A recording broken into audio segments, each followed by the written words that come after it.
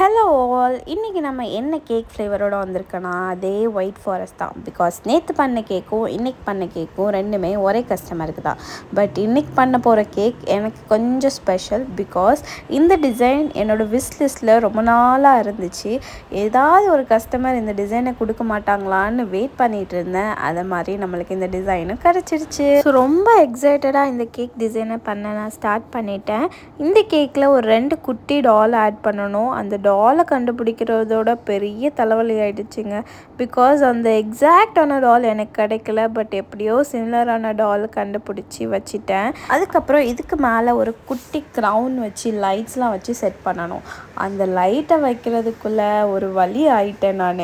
So அந்த கேப்பில் நான் வீடியோவும் எடுக்கலை. இனி வீடியோ எடுத்தால் கண்டிப்பாக லைட் செட் பண்ணுறதுக்கு எனக்கு வராது. ஸோ அதனால் வீடியோ எடுக்காமே நான் செட் பண்ணி வச்சுட்டேன்.